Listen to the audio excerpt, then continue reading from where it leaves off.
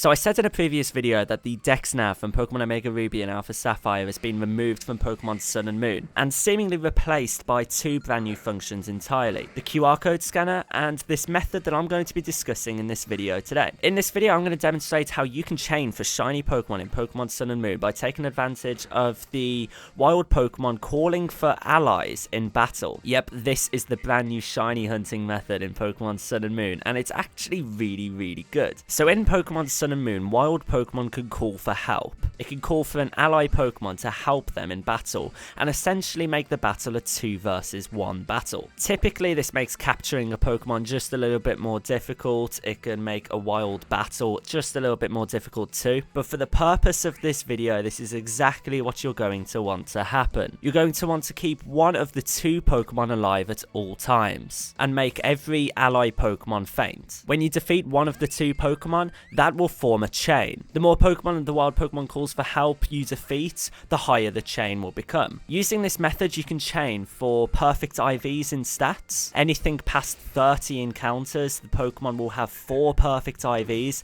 which is absolutely ridiculous. It's going to make breeding a heck of a lot easier. And also, each allied Pokemon will have an increased chance of being shiny. I've seen people get shiny Pokemon after only a chain of 34. If you want this Pokemon to have a specific nature so you can use it for competitive battling, say you want a Rockruff with Jolly, yes, Synchronize works. You'll be able to do this at any point in the game, but due to how PP intensive it is, it might be better to wait until the post game to do this. PP intensive, I couldn't think of a better phrase, could I? A few helpful tips just to make your life just a little bit easier actually performing this method. Having a full swiper and potentially a Pokemon with Spore or Hypnosis will be really helpful. Adrenaline orbs. Adrenaline orbs are so useful for this method. If you use an adrenaline orb at the beginning of a wild encounter, it'll make the chances of a wild Pokemon calling for an ally much higher. Use full swipe on the wild Pokemon to send it into red health, so it will consistently start calling out allies. Repeatedly faint the allies, and every 30 turns or so,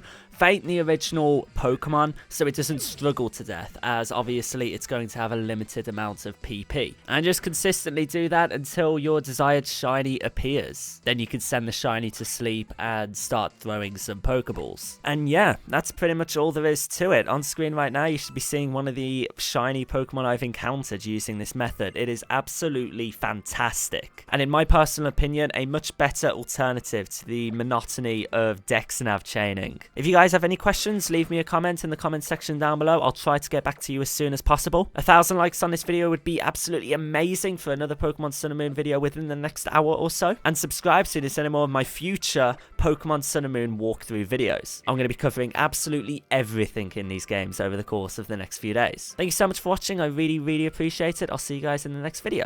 Peace out.